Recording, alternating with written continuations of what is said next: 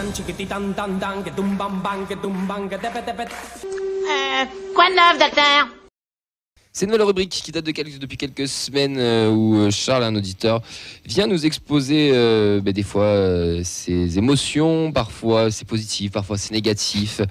Et aujourd'hui, il va nous proposer un sujet. Déjà, on va l'accueillir. Comment ça va, Charles? Bonjour et bienvenue. Salut les gars, salut. Un grand bonjour à Yves et je suis très très fier d'avoir un nouveau psychologue pour ce soir. On t'a pas eu le plus tendre. Qu'est-ce que tu veux nous parler ce soir? Tu as 10 minutes devant toi, mon cher Charles. Dis-nous tout. Eh bien, je vais vous parler d'un petit peu tout, de pourquoi on va mieux et je pense qu'on va mieux parce qu'on a changé de système. Et si on a changé de système, c'est pas parce que notre coach a voulu changer de système, c'est parce qu'il en était obligé par rapport aux éclosions des joueurs défensifs de notre équipe. Pour moi, le 4-3-3, il a mis trop de temps et il s'est entêté beaucoup trop longtemps à le faire. Parce que si on connaît un peu le football, on sait très bien que le 4-3-3 nécessite en fait vraiment une connaissance de ses partenaires sur le terrain et c'était difficile à faire en début de saison parce que forcément on avait une équipe un peu complètement remaniée pour être franc. Et le 3-4-3 aujourd'hui il est très très simple à défendre. Il permet de quadriller très haut sur le terrain et de ne plus être dans l'adaptation du schéma tactique de l'adversaire, mais surtout dans l'imposition du nôtre. Et ça, c'est vraiment une grosse différence avec ce qu'on a vécu. Je trouve qu'aujourd'hui, heureusement que nos défenseurs, Mawissa s'est révélé pendant le départ de Costa à la CAN. Heureusement que Costa s'est révélé pendant cette CAN parce qu'il n'était pas bien en début de saison. Et heureusement que Keben est là aussi pour apporter cette alternative à défense à 3, ce qui permet de décaler Mawissa et faire jouer la concurrence avec Chuazo qui ne connaît plus son prénom depuis 3 semaines. Donc, je suis très très content de voir qu'aujourd'hui il y a une évolution. En même temps, il pourrait avoir des évolutions, 4 entraînements par semaine, plus un match de Coupe d'Europe ou un match de Ligue 1, plus un match de Coupe de France en début de saison.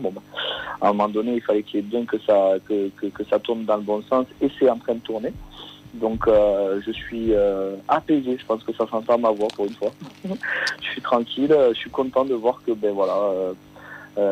on commence à avoir des automatismes beaucoup plus simples dans un 3-4-3 et on se rend compte aussi, et ce qui est triste, c'est que on ne le dira jamais honnêtement, mais on sait très bien que notre mercato estival a été beaucoup moins bon que notre mercato hivernal. Après, le président, il te dirait qu'un mercato se joue sur 3 ans. Voilà, je joue sur 3 ans. Et on verra. Moi, j'aimerais juste te reprendre sur ta première phrase. Pour toi, c'est pas les joueurs, mais le niveau des joueurs qui a fait imposer, mais c'est pas le coach qui a pris la décision de changer de système. C'est l'éclosion.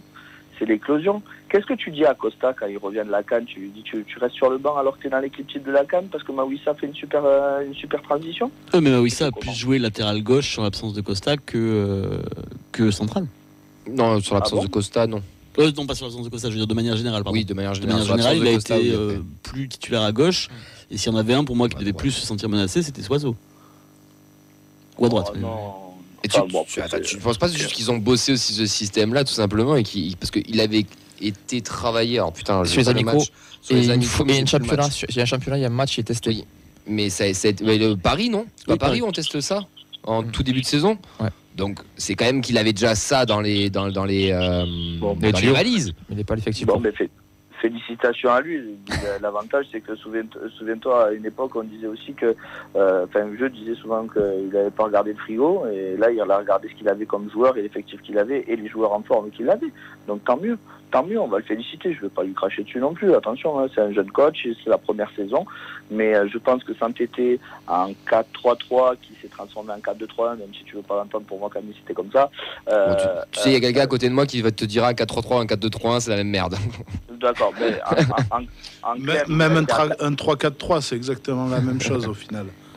En clair, il est quand même resté à 4 derrière pendant 18 journées avant de se rendre compte que c'était pas forcément la solution. Donc tant mieux, mais je pense qu'aujourd'hui c'est quand même beaucoup plus simple. Moi personnellement, en tant que footballeur, j'ai beaucoup joué en 3-5-2 et le 3-4-3 c'est à peu près la même merde pareil du coup. Donc ce que je voulais vous dire, c'est que c'est beaucoup plus simple à défendre, ça permet de défendre beaucoup plus haut et les automatismes ils sont faits parce que c'est du 1 pour 1. C'est pas comme un 4-3-3 pointe basse ou un 4-2-3. Et tu penses qu'il y a une progression quand même de cette équipe-là par ce système-là? Une progression parce que les joueurs sont tous couverts derrière. C'est-à-dire que dès lors qu'on monte pour le pressing, on sait qu'il y a un bonhomme derrière. C'est beaucoup plus simple. De toute façon, c'est le football moderne, c'est-à-dire de savoir contrer la ressortie de balle de l'adversaire. Donc à partir de là, quand c'est bien fait, que c'est fait intelligemment, face à un super coach qui sait très bien le faire avec Lille, si on connaît un peu les matchs de Lille, c'est que plaisant de voir qu'aujourd'hui, on sait s'adapter. Et j'espère vraiment que maintenant qu'on n'a plus rien réellement à jouer, mais surtout un maintien à assurer, qu'on fasse ce genre de match avec ce genre de répétition à domicile pour récompenser aussi les 22 000 abonnés de la saison. La question, les gars, parce qu'il nous a parlé de système, on le garde ce système jusqu'à la fin de la saison ou on repasse à 4 de temps en temps? Comme tous les systèmes, on a fait des bons matchs en 4-3-3, on dit c'est le match référence. Il faut voir sur la durée. Là, sur un match, c'est un peu prétentieux d'affirmer des choses comme ça. Après, ça dépend aussi de l'adversaire. T'as plein de choses à prendre en ligne de compte.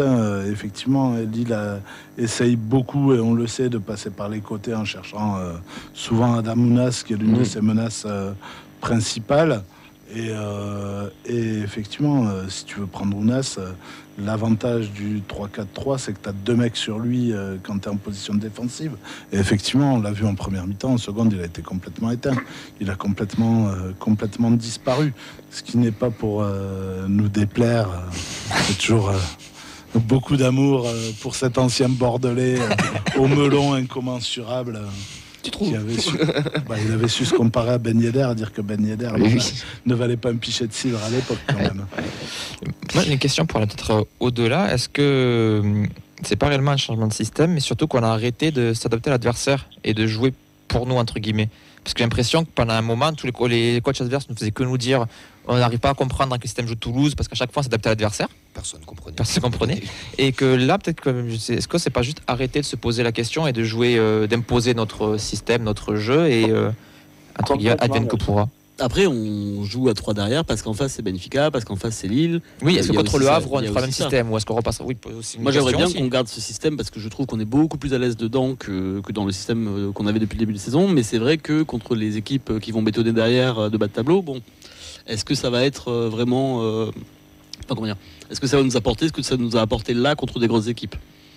Oui, parce que tu n'auras pas les mêmes types de matchs. Là, tu n'avais pas le ballon. Je crois que tu termines même pas avec 40% de possession. C'est surtout que ces matchs-là, moi, ça me fait un peu rigoler. Et tu le sais, Camille, qu'on parle de 3-4-3, mais contre Lille, on joue à 5 derrière. Oui, c'était ça. On joue vraiment à 5 derrière. Donc 3-4-3, machin, moi, ça me saoule ces histoires-là. C'est les joueurs sur le terrain qui font le système. Mais c'est en ça qu'on peut le garder, ce système, même contre des plus petites équipes, avec des latéraux plus hauts qui seront du coup un peu plus à 3 derrière. Mais sauf que le problème, quand tu joues avec des latéraux plus hauts, tu te retrouves avec des équipes qui jouent à 5 derrière et où ça devient plus dur de prendre les côtés. Et donc, c'est toujours le même problème et c'est toujours la même difficulté qu'on a. On est très bon face à des équipes qui vont essayer de jouer parce que ça nous laisse de l'espace et qu'on est capable de prendre des espaces. Et on a plus de difficultés à jouer dans du resserré parce que ça peut changer avec des joueurs comme Gbo, etc., ou des joueurs avec ce profil-là, ou même Babika, qui sont capables de provoquer et d'aller jouer le 1 contre 1. Mais c'est vraiment l'option des espaces qu'on te laisse derrière qui change les choses. Et on fait exactement la même chose, c'est-à-dire que le 3-4-3, 5-2, machin, enfin tu l'appelles comme tu veux, mais peu importe, parce que là, il y a plein de moments où contre Lille, on joue à 5 derrière, t'as Dalinga tout seul devant, et il faut me dessiner le 3-4-3 sur le terrain. Quand t'as pas le ballon, oui. Avec ballon, tes mecs montent et tu joues, t'as une 6-3. Mais ça, dans un 4-3-3, c'est pareil. Oui.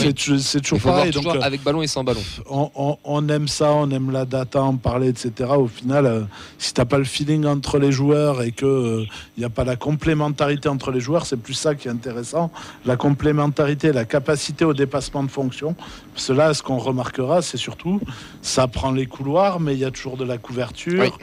Voilà, et c'est vraiment dans le dépassement de fonction, et c'est pas tellement le système tactique, c'est la volonté des gens à mouiller le maillot L'alchimie, oui. et à batailler pour le copain. Et ça, on le voit plus dans les discours qu'on a pu voir sur ce qui m'insupporte aussi, vous le savez, les offs de vestiaire, etc. Mais quand on voit les discours de Nicolas Hyssen, les discours de Sierro et tout, tu sens que, encore une fois, la réussite du TEF, c'est que tu as fait un groupe où ils ont tous envie d'aller mourir les uns pour les autres. Et il n'y a qu'à voir les grands sourires où moi j'étais un peu inquiet pour Schmitt avec sa sortie à la mi-temps, surtout connaissant ses problèmes mentaux, etc. Et où à la fin du match, tu vois Schmitt qui est mort de rire, qui est heureux comme un pape avec les autres, alors qu'il aurait pu broyer du noir dans son coin et ruminer le fait qu'il était sorti. Et en fait, le groupe et le résultat est plus important que les cas personnels. Et c'est ça qui est intéressant plus qu'autre chose pour moi. Et c'est en ça que je suis assez curieux de voir ce qu'on peut donner maintenant avec cette, entre guillemets, mentalité nouvelle face à des petites équipes. Ça peut être intéressant. Allez, Même pas fait exprès. petit clin d'œil. On va enchaîner. Charles, merci. On a répondu. Merci beaucoup. Ta carte vitale, s'il te plaît, n'oublie pas, hein, et la mutuelle. Et juste au passage, je suis impressionné des analyses de Yves parce que moi, je suis toujours obligé d'être au milieu du stade pour voir vraiment tout ce qui se fait et de savoir que de derrière, il arrive à voir tout ça. Franchement, je suis étonné, Alors, quoi. Je suis vraiment effronté. Je vais ramener un peu les choses. Hein. Là, ça fait quelques temps où, entre un nouveau boulot et des petits soucis familiaux, où les matchs, je les vois à la télé. Ça aide aussi dans l'analyse. C'est pour ça qu'il est meilleur que Camille. Merci de t'avoir eu en tant que professeur et en espérant te revoir. Allez, ciao, ciao. Avec plaisir. Allez, ciao. Merci les gars. Merci. Bisous.